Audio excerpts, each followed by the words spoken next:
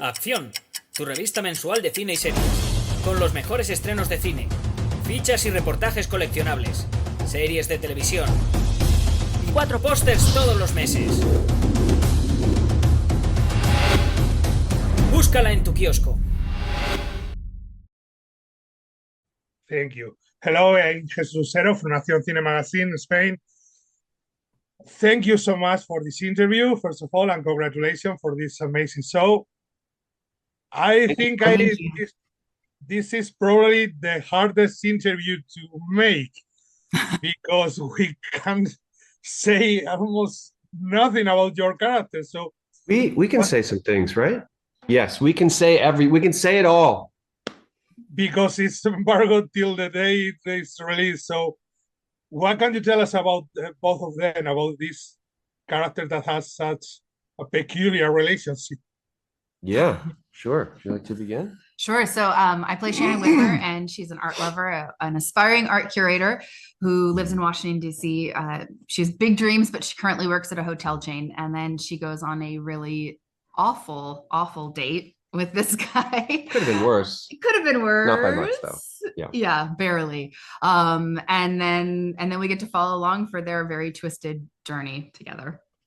Yeah, I play Ed Ramsey, who when we meet him is kind of a DC power player behind the scenes, trying to influence politics and wield power and things like that. And then goes on. I mean, I thought it was a great date. I don't know why you didn't enjoy it. But yeah, then things take a bit of a turn, a bit of a twist. So what made these characters appealing to both of you when you decided to join this project? For me? For both of you. Well, yeah, because they're really interesting characters, and the power play they had between both of them is really amazing, and it was of the many great things about the show.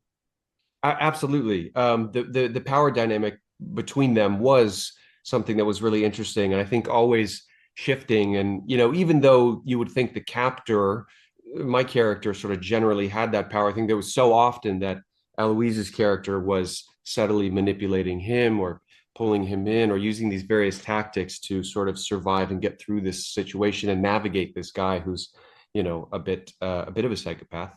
So it was really fun stuff to play, and I think different for both of us. And so I think that was an exciting challenge. Yeah, one of the things I really love about this show is that all of the characters, not just ours, but the creator Ben did such a beautiful job of allowing all of the characters to be very complex, very nuanced, very 3D. So, for Shannon, she's not just a sketch of a victim. She's a real person, which gives the story very real stakes. And then for Ramsey, he's not just a classic villain. He gets to be something so much more complex than that. So it's really fun to play as actors, and hopefully the audience will love watching it as well.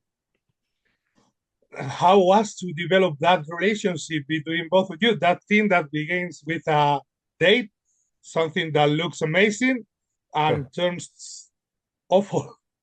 Yes, indeed. Well, it was so much fun, ironically. I mean, we had to go to some dark places, and the situation was, full of a lot of, danger, violence, manipulation, all these things. But as actors, I think we had the opportunity to create a dialogue about it and build a lot of trust between us, and give each other permission to go to these places and really play and find some things that felt scary in the moment and alive and unpredictable. And that's the most exciting way to work, I think.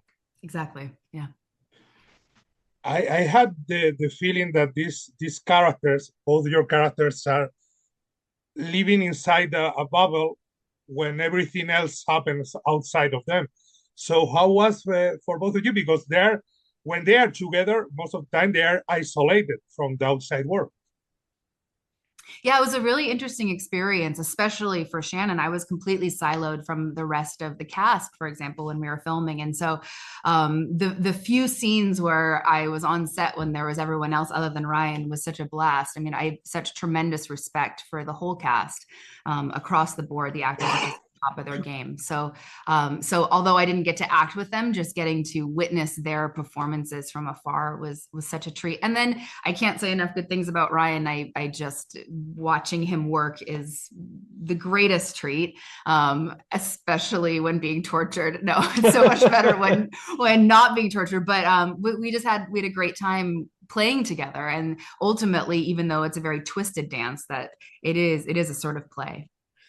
Yeah, and I got to do a few scenes with, you know, all this and the other folks, and it was always fun to sort of go out and wear that mask as Ramsey and try to present himself as this nice guy, charming, successful, you know, this complete lie of a person, and then go back to these scenes with Eloise where I got to take that mask off and be his authentic self, which is, you know, this sociopathic murderer, which really created a specific fun dynamic to play with. I also asked that because I had a feeling that it was like your own TV show inside this TV show, that it was something apart from what was happening outside.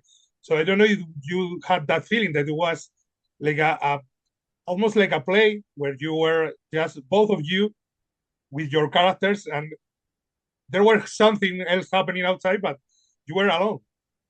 Yeah, definitely. And I mean, I think we both had to find this as the victim that is sort or the human being that is worth saving and fighting for and chasing and getting to, and the sort of killer villain that is worth catching. I think we had to create, you know, and find those stakes to fit into this world that Ben Watkins, our creator, has created, so that Aldis's character Cross has more to fight for and more challenge and more of a hurdle and, you know, a harder road ahead of him in terms of figuring out psychologically who this killer is and what exactly is happening and where you know, she is and all that. Yeah, the more that people invest in the intimacy that was going on between our characters, the more they would be invested in the whole story itself.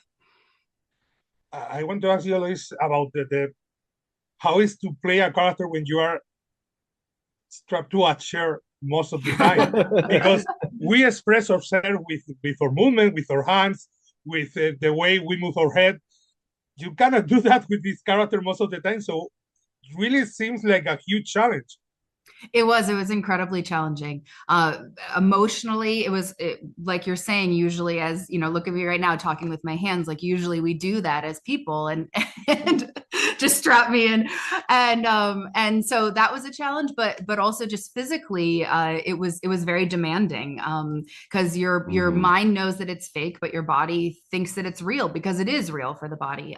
But for every time that you saw me on screen in any of those situations, there was a village of people off screen who were making sure that I was completely safe and well taken care of. And, you know, Ryan would come up with water and give me a sip of water while I was strapped in, or, you know, the rest of the crew. So I feel really lucky for that. I was shown a lot of tenderness off screen so that I could go to such dark places on screen. But yeah, it was incredibly challenging. And to Eloise's credit, she could still do just about anything, despite being head and hands strapped in. There was one time a director gave a note or a thought to Eloise that was on this one line: can you shed a single tear from this eye, because the camera's over here, while she's like strapped in, head, hands, feet. And then I was like, she can't, that's ridiculous. Don't ask an actor to do that. And they're like, action. And then Eloise was like, and I was like, okay, well, I stand corrected. And how would you, sir, how can anyone play a character like this?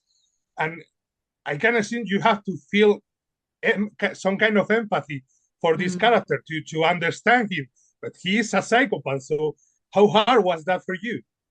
Yeah, no, you're right. There's this sort of contradiction in there. It's like you have to find a way into the character, but yeah, the character doesn't have empathy or remorse. I mean, what I latched onto in terms of playing him or finding him was just, what is he after? What is he trying to do? And I could certainly relate to certain aspects. I couldn't relate to murdering people because those days are way behind me. I used to murder people, but not in a long time. But I could certainly relate to his perfectionism, for example, or sort of trying to get something exactly right, and that and the frustration of, well, it's not perfect, and all those kinds of things. Or, you know, you find the aspects that you can connect to personally, and then you magnify it and put it into this certain context, which, yeah, he happens to be a bit psycho.